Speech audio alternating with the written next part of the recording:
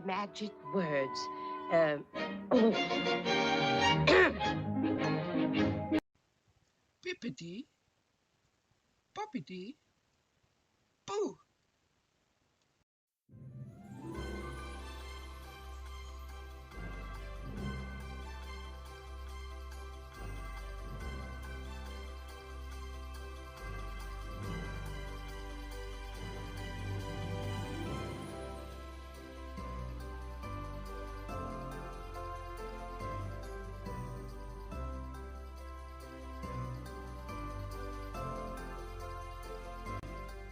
Our story begins in a small village in Germany.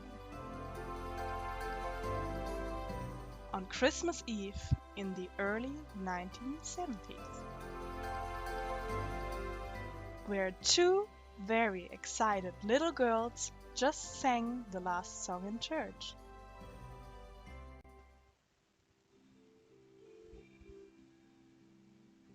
Heilige Nacht, alles schläft, einsam wacht.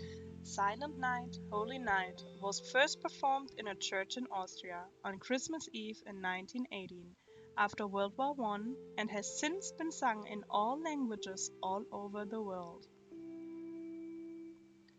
Schlaf in himmlischer Ruhe,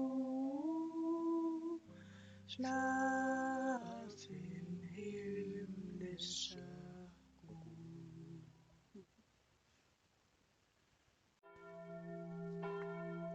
Church was over. It was very joyful, and while little Claudia left the church excitedly jumping up and down, Kathy, the older sister, thoughtfully took Daddy's hand. She was a bit concerned and decided to ask her dad, because her dad knows everything. Papa, how can we make sure that the Christkind will find our house and come in to bring all the Christmas gifts and drop the Christmas tree? Daddy looked at her with a smiling face and said, "Oh, Kathy, don't worry. We left the window open, that the Christkind can fly from heaven directly into our living room." Kathy's little heart was very relieved to hear that, and now she was looking forward to the upcoming festive dinner and the Christmas presents. It is a strange story about the Christkind in Germany. It is female and has angel wings to fly. And why does it bring presents to the children on Christmas Eve? Probably the first Christkind came to the children of Martin Luther. The German religious reformer didn't like the idea that the bishop Sankt Nikolaus brings gifts and sweets to the poor children in winter. He told his children that the Holy Christ brings the light and peace and gifts to the children every year to celebrate his birthday. Maybe the many paintings of baby Jesus with its long white nightgown and the long curly hair inspired the imagination that the Christkind is wearing a long gown and looks female ever since. Martin Luther had tremendously changed the Christmas traditions in Germany. Not only he translated the Holy Bible into German, he also translated the lyrics of many Christian chorals, and it was the first time that people could understand and sing the songs together in church. Martin Luther also invented the Christmas tree.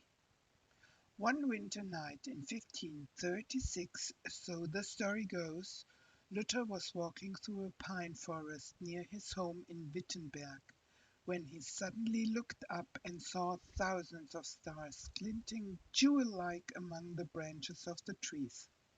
This wondrous sight inspired him to set up a candle-lit fir tree in his house that Christmas to remind his children of the starry heavens from whence their Savior came. Ever since, people set up and decorate an evergreen in their house at Christmas. In the beginning, long before the Christmas bauble was made from glass, trees have been decorated with all things that have been available in winter. A traditional tree in the mountain regions carried apples, nuts, straw stars, and wooden carved figures. The first Christmas bauble, blown from glass and hand-painted with beautiful winter motifs, came many centuries later. Glass bubbles were made in Lauscha, a little town in the region Thüringen. This region was famous for its glass-blowing manufacturing, and it is told that the first Christmas bauble was blown and painted by a woman in the late 19th century, just around 1890. The Christmas tree ball began its triumphal procession when an American businessman discovered the balls during a shopping tour in Lauscha.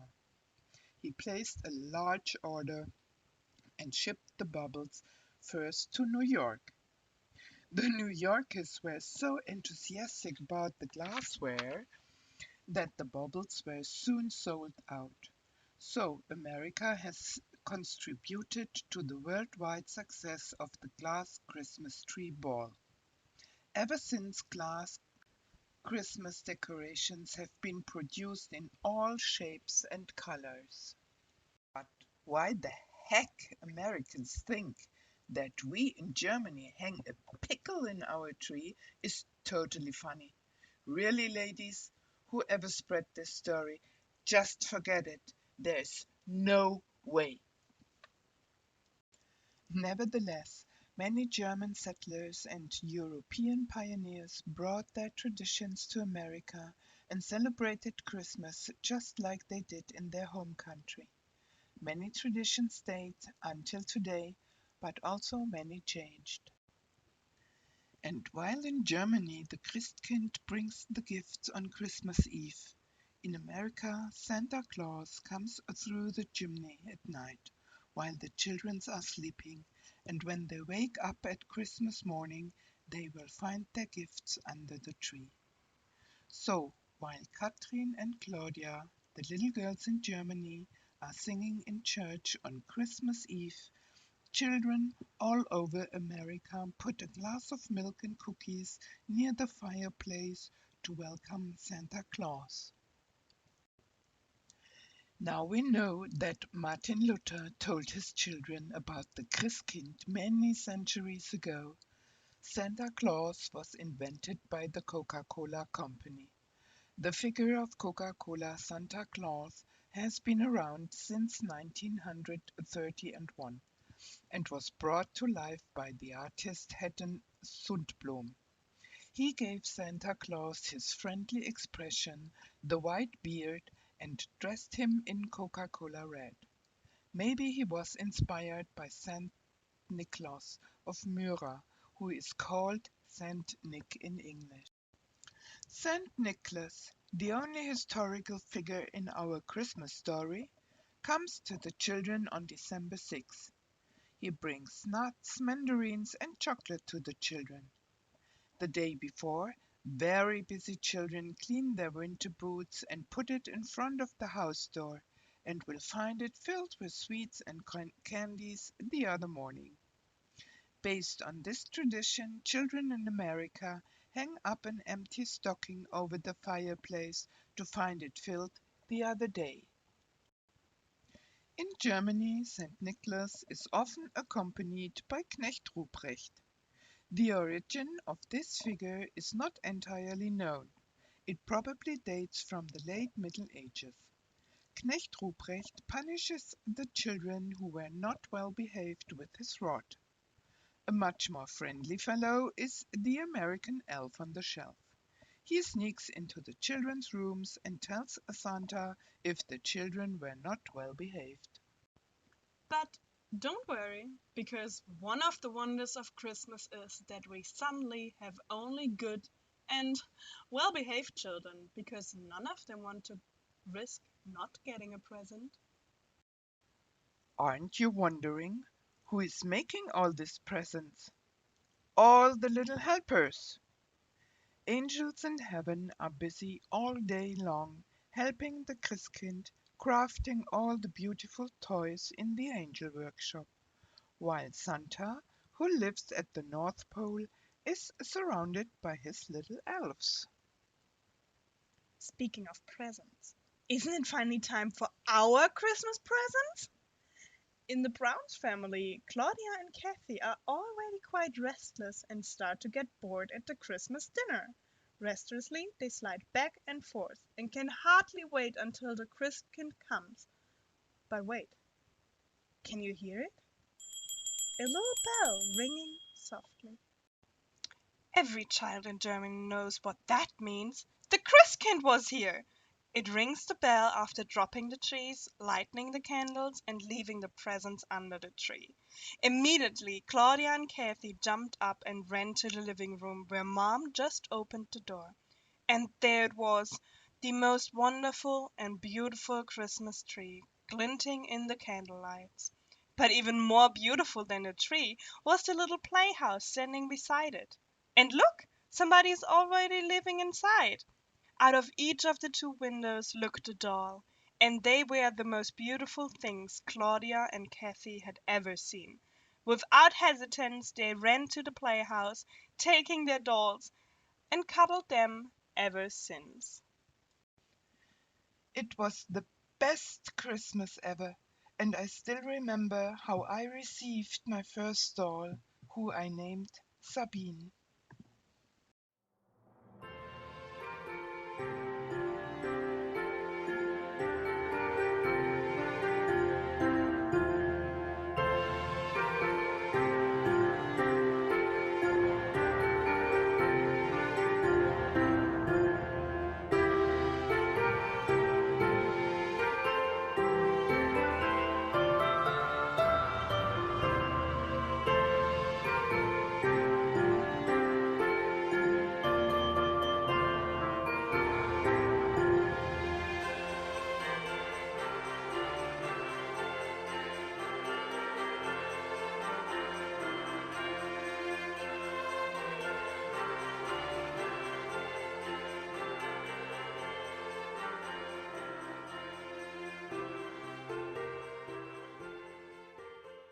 Wasn't that fun?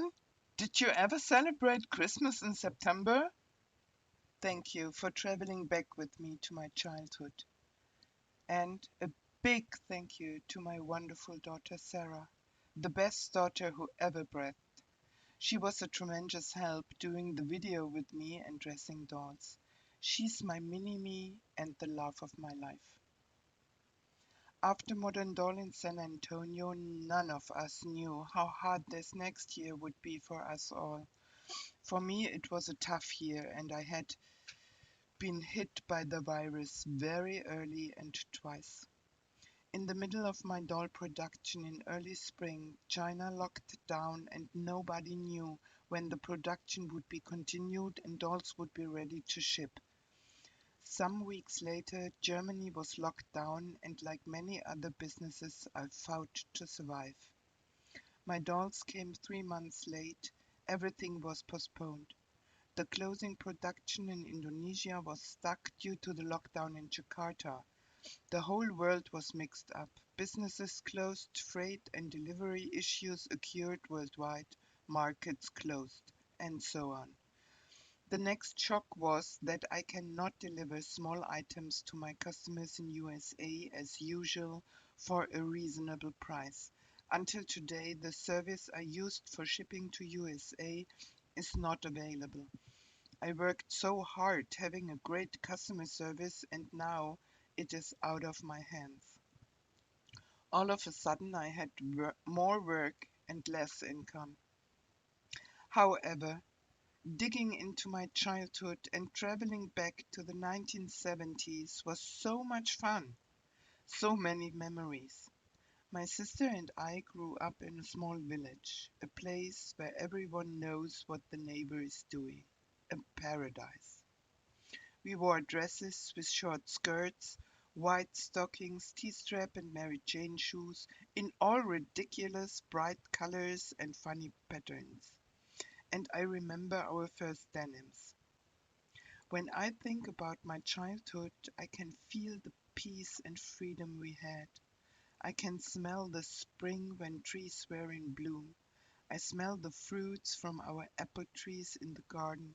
ready for harvest, and I see my father standing on a ladder picking red and delicious cherries, which my mom cooked to make marmalade and jam for us. And we made earrings. Do you remember this?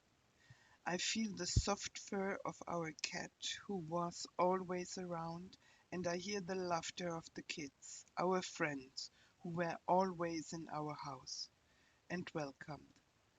And of course, I remember my doll Sabine, who I loved to bits, and I carried her around wherever we went.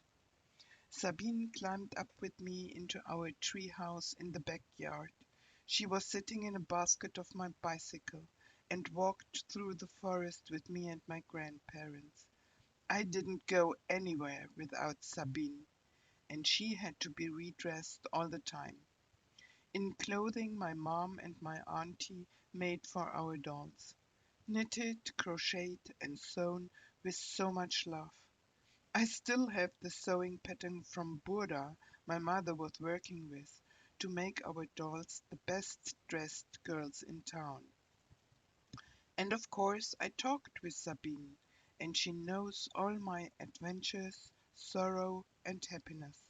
She was my best companion and buddy.